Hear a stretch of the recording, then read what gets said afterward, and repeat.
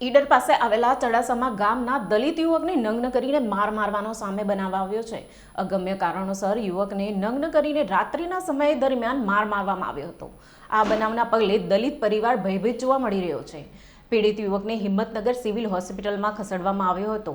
RMO ડોક્ટરની telephonic વાતમાં જાણવા મળ્યું કે યુવકના શરીરના ભાગે ઈજા અને કાનમાં ઈજા પહોંચી હતી। દલિત પીડિત યુવકની માતા અને નાની દીકરી સહિત પરિવાર દ્વારા હૈયાફાટ રુદન કરવામાં આવ્યું હતું। દલિત યુવકની દીકરીએ પણ ન્યાય માટે અપીલ કરી છે। ધારાસભ્ય રમણભાઈ વોરાનું રાજીનામું પણ માંગવામાં આવ્યું છે। વૈભવ ચાવડાએ દલિત પરિવારના ઘરે જઈને બનાવની વિગત સાથે પોલીસ સ્ટેશનમાં રજૂઆત કરી ન્યાય માટે અપીલ કરી છે। મારું નામ અંજલિ છે। મારા પપ્પાને આવું થયું છે અને હું એ આરોપીને એવું કહેવા માંગુ છું કે તેને એવી સજા આપો કે આ દુનિયામાં પણ ના રહે। મારનારાઓને આપ રૂબરૂ જોયેથી ઓળખી શકો છો નામ સાથે? બધાનો હુકમ સાહેબ। પહેલાં તો એક અરુણ બારોટ, મનોજ ઠાકોર, અતુલ ઠાકોર, સંજય ઠાકોર, સંજયભાઈનો ભાઈ, પછી બીજા વિશાલ સુથાર। ટોટલ કેટલા જણા હતા? લગભગ 30-35 જણા ટોળા સાથે થઈને ટોળા સાથે માર માર્યો હોય। તમારી આટલા જણને તમે ઓળખો છો? બધાને ઓળખું સાહેબ। બધાને ઓળખો? હા। આજે તમને નગ્ન અવસ્થામાં ફેવરે કયા વિસ્તારથી તમને નગ્ન મને એ હનુમાનદાદાના મંદિરથી ઠાકોર મેલ્લામાંથી તે રાવર મેલ્લાના ખોડિયાલમાન મંદિર સુધી નગ્ન અવસ્થામાં મને ફેવર્યો। તમારા પોલીસ સ્ટેશન આગળ લઈ ગયા? ત્યાં પણ નગ્ન અવસ્થામાં લઈ હા, પોલીસ સ્ટેશન લઈ જાય। નગ્ન અવસ્થામાં જ મને પોલીસ સ્ટેશન લઈ ગયા। તમારા ઘરે જાણ કેવી રીતે થઈ કે તમારે આવી રીતે માર મારો? મારા ઘરે એટલે મારા ભાભી અને ભાઈને મારા ફૂલ ટોઈમાં મારા સાથે કામ આવે છે, એવાને ઘરે ફોન કર્યો હતો। શું ઘટના બની બા અને તમારું નામ શું છે? મારું નામ અંબાબેન, મારો દીકરો છે સેધુભાઈ। સેધાભાઈને ચા મેળવા લઈ જા ઓફિસમાં ખેંચીને માર માર્યો છે મારા છોકરાને। મારે કશું નહીં જોતું, મારા છોકરાને માર માર્યો છે। મારા છોકરાને નવેસરો કરીને આખા ગામમાં ફેવર્યો છે, એનો મારે ના જોવો છે અને એને કર્યું છે એવું સાહેબ તમે મારા છોકરાને કર્યું છે એનું સજા આપો સાહેબ, કે હું માં ના જીવું શકું। હું માં મારા છોકરાને આખા દુનિયામાં મારા છોકરાને મારા છોકરાને કેટલા મારા છોકરાને ઉતારે છે। હું અંદર માંગુ છું, હું ન્યા માંગુ છું મારા છોકરાને।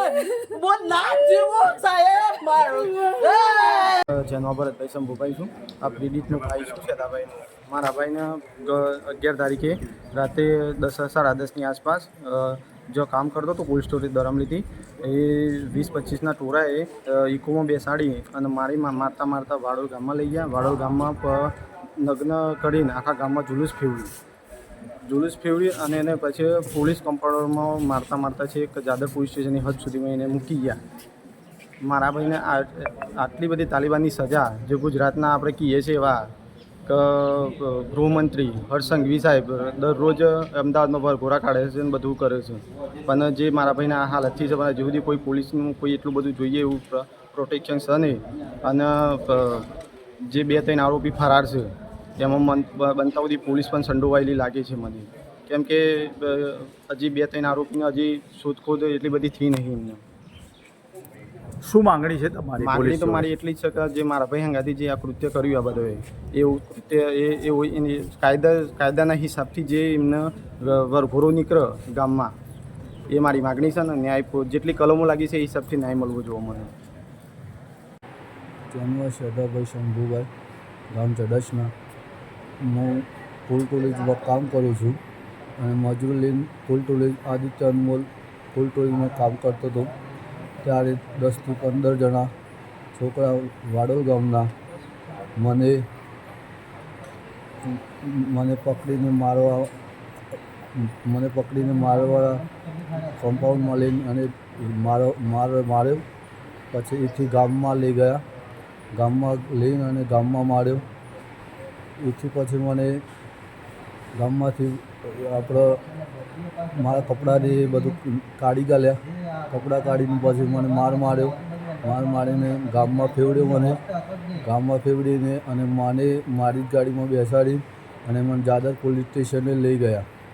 જાદર પોલીસ સ્ટેશન કમ્પાઉન્ડમાં મારી ગાડી ઊભી રાખી અને મને અંદર ગાડીમાં બેસાડી રાખ્યો અને ગાડીમાં બેસાડીને મને લખણ લખતા હતા. મને કે તું લખ, પણ મેં એવું કીધું મને લખતા નથી આવડતું છું એમ કરીને એવો લખતા હતા અને મને સહી કરાવી કે આજથી વાડોલ ગામમાં આવવાનું નહીં તારે. અને મને એમ કહેતા હતા સાલા ચેનવા થઈને અમારા ઠાકોરમાં સમાજમાં પડે એવું કહેતા હતા. પછી એટલે જાદર પોલીસ સ્ટેશનથી મને સહી કરાવી પછી મને કે અમે તું જતી રહે તો તને મારીશ. એટલે હું મારી ગાડી લઈને મેં ઘરે નીકળ્યો. ભાઈ લખાણમાં શું શું લખાયું હતું એમ કે સાહેબ એ લખાયું કે આજથી તો અમારા ગામમાં દેખાવું ના જોઈએ, અમારા ગામમાં આવવું ના જોઈએ. સદર જે બનાવ બન્યો છે સાહેબ, એક જબરજસ્ત નિંદનીય અમાનવીય કૃત્ય કર્યું છે, તાલિબાની કૃત્ય કર્યું છે અને ઉઠાંતરી કરી અપહરણ કરી અને મૂળ મારી અને નગ્ન પરેડ કરાવી છે. તો આના જવાબદાર જે તત્વો જે આરોપીએ છે એ તમામને પ્રશાસન ધરપકડ કરે અને કાયદાથી પૂરેપૂરા નશ્યત કરે એવી અમારી માંગ છે. અને આ પ્રશ્નના અનુસંધાનમાં અમારા જેવા જે સમાજમાંની આવીએ છીએ એવા વ્યક્તિઓનું કોઈપણ જાહેર ક્ષેત્રમાં કોઈપણ નિવેદન આપવાથી કોઈપણ પ્રકારની મારા પરિવારની, મારા આ બધા સમાજનું પૂરેપૂરું જોખમ છે. કારણ કે આ તમામ જે તે આરોપીઓ કોમવાદી, જનૂની, ઝઘડાખોર, કોઈપણ હદે જઈ કોઈપણને કંઈ કરે, કરાવે, ફસાવે, ખોટા આક્ષેપોમાં આવનારા સમયમાં નિર્દોષ લોકોને પણ ફસાવે તેવી અમને સંભાવના છે. આ પહેલાં પણ આ લોકો જે છે આરોપીઓ એ ઉપર કોઈ ગુનાઓ કે એવું થયેલું છે ખરું? થયેલા છે બરાબર. જે આરોપીઓ જે વર્ગના છે એમના અંદર પણ થયેલું છે. દલિત સમાજ ઉપર 2004-05માં હુમલાઓ થયેલા છે બરાબર. તો આ પરિસ્થિતિમાં આજે આઝાદીના 70 વર્ષ થવા આવ્યા છતાં પણ આ પરિસ્થિતિનો આપણે ભોગ બનતા જ અમે રહ્યા છીએ બરાબર. અને સામાજિક ન્યાયની વાચા આપવામાં જે વાચા આપવા જાય છે એનું પૂરેપૂરું જોખમ છે સાહેબ બરાબર.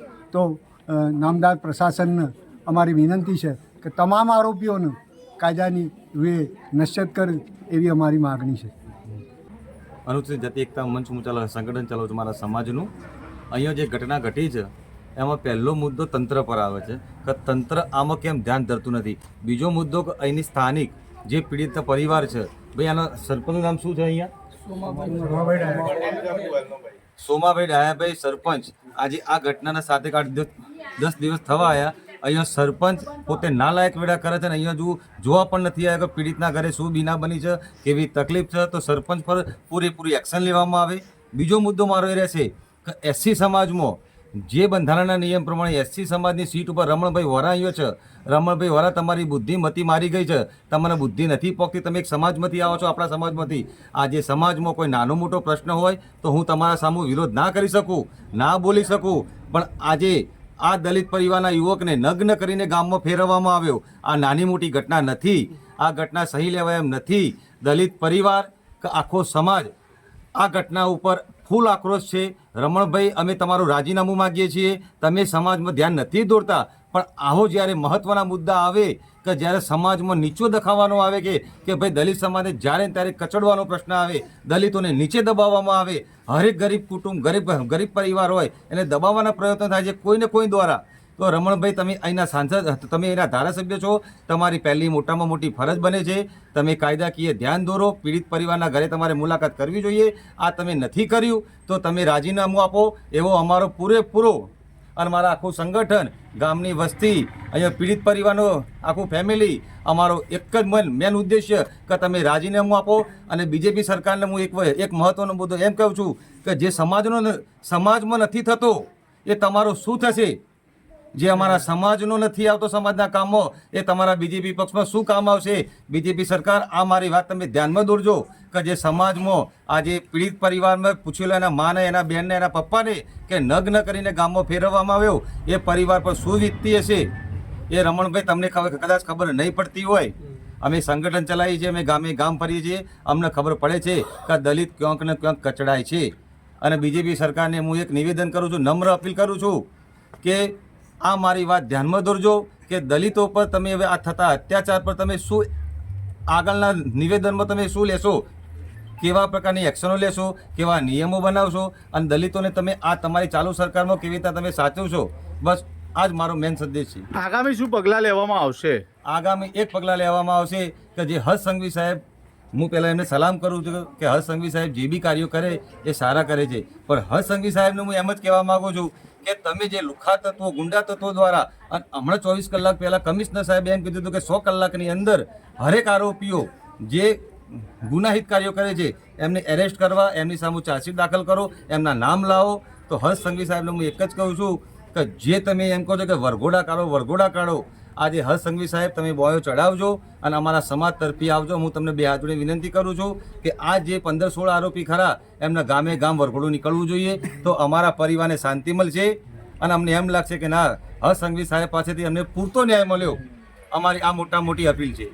અને જો આ બધું નહીં કરવામાં આવે, દલિત પરિવાર પર કોઈ ધ્યાન ધરવામાં નહીં આવે, તો આજ અમારું સંગઠન કોઈ બી હદ ઉપર અમે જઈ શકશું.